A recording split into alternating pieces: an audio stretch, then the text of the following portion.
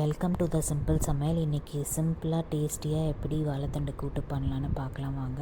இது வந்து fibre rich, அதனால் வந்து கிட்னி ஸ்டோன் வராது. முன்னாடி ஒரு பாத்திரத்தில் 50 கிராம் பாசிப்பயிறு எடுத்துக்கோங்க. அதை நல்லா கழுவிட்டு கொஞ்சம் தண்ணி ஊற்றி 10 to 15 நிமிஷம் ஊற வச்சுடுங்க. அதுக்கப்புறம் நம்ம தண்டை வந்து தண்ணியில் போட்டு ஊற வைங்க, அப்போ தான் கலர் மாறாது. ப்ரெஷர் பேனில் 4 டேபிள் ஸ்பூன் எண்ணெய் ஊற்றிக்கோங்க. 2 கொத்து கருவேப்பிலை ஆட் பண்ணிக்கோங்க. அப்புறம் 4-5 பச்சை மிளகாய் ஆட் பண்ணிக்கோங்க. ஒரு 100 கிராம் சின்ன வெங்காயம் ஆட் பண்ணி ஒரு 2 நிமிஷத்துக்கு நல்லா வந்து வதக்கி கொடுங்க. இது கூட ஒரு தக்காளி ஆட் பண்ணிக்கோங்க. அதையும் நல்லா வந்து வதக்கி விடுங்க.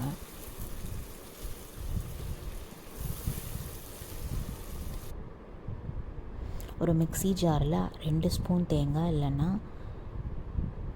டெசிகேட்டட் கோகனட் எடுத்துக்கோங்க. அதுக்கப்புறம் 1 ஸ்பூன் ஜீரகம் எடுத்துக்கோங்க. 7-8 பல் பூண்டு எடுத்துக்கோங்க. கொஞ்சோண்டு தண்ணி ஊற்றி நல்லா வந்து கொரப்பாக அரைச்சி வச்சுக்கோங்க. அதுக்கப்புறம் தேவையான அளவு உப்பு ஆட் பண்ணிக்கோங்க.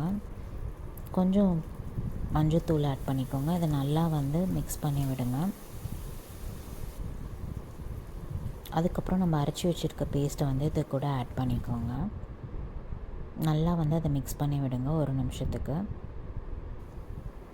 அதுக்கப்புறம் நம்ம ஊற வச்சுருக்க பாசிப்பயிரை வந்து இது கூட சேர்த்து விடுங்க.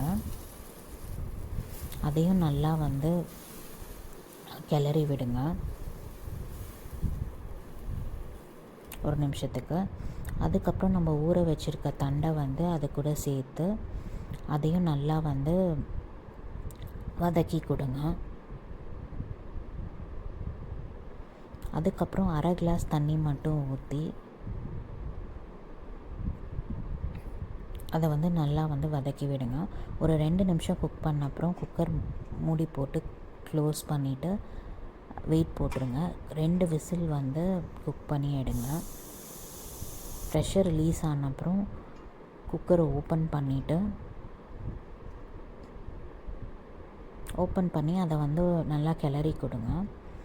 அப்படியே ஒரு பவுலுக்கு வந்து ட்ரான்ஸ்ஃபர் பண்ணிவிட்டு சுட சுட சர்வ் பண்ணுங்கள்.